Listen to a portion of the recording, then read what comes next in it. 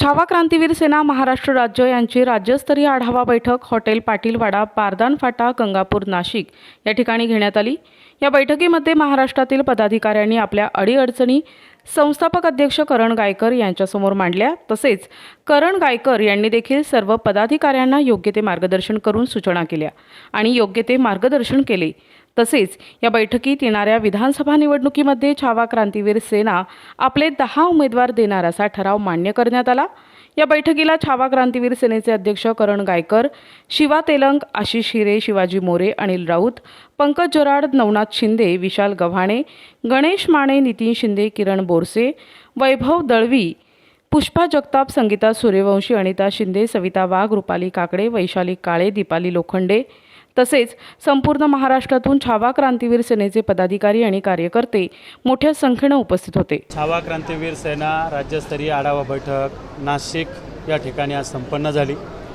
बैठकीमध्ये अनेक ठराव यावेळी करण्यात आले। त्यामध्ये प्रामुख्याने येणाऱ्या निवडणुकींच्या संदर्भात भूमिका घेण्यात आली। महाराष्ट्रामध्ये 10 जागांवर छावा क्रांतीवीर सेना ही विधानसभेची निवडणूक लढणार आहे। समविचारी पक्षांशी आम्ही चर्चा करून जर सकारात्मक चर्चा झाली तर त्यांच्यासोबत, नाहीतर स्वबळावर छावा क्रांतीवीर सेना आगामी निवडणुका लढण्यासाठी तयार आहे।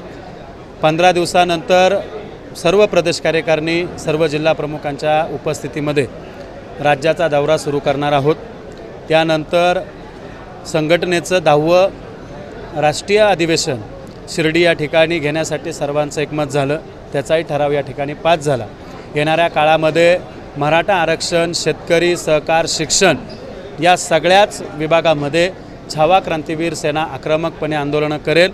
त्यामध्ये मराठा आरक्षणाच्या प्रश्नावर राज्य सरकारची भूमिका आणि विरोधी पक्षांची भूमिका काय आहे या सगळ्या गोष्टींचा विचार विनिमय करून आम्ही ज्या आंदोलनाची दिशा दिली होती की शरद पवारांच्या घरापासून आम्ही ते ज्येष्ठ नेते आहेत आणि मराठा समाजाला 50% आत आरक्षण मिळावं ही भूमिका त्यांनी स्पष्ट करावी। विरोधी पक्षाने सत्ताधारी पक्षाला मराठा आरक्षण देण्यासाठी सगळे सोयरे GR हा कार्यान्वित करण्यासाठी आणि ज्या ज्या ठिकाणी मराठा समाजाच्या कुणबीच्या नोंदी सापडल्या ते प्रमाणपत्र देण्यासाठी सरकारला वेटीस धरण्यासाठी विरोधी पक्षाने आक्रमकपणे भूमिका घ्यावी। यासाठी पवार साहेबांच्या घरापासून आंदोलनाची पुढची दिशा आमची लवकरच ठरेल आणि त्याच्यावर संघटना आक्रमकपणे राज्यात आंदोलनं करेल।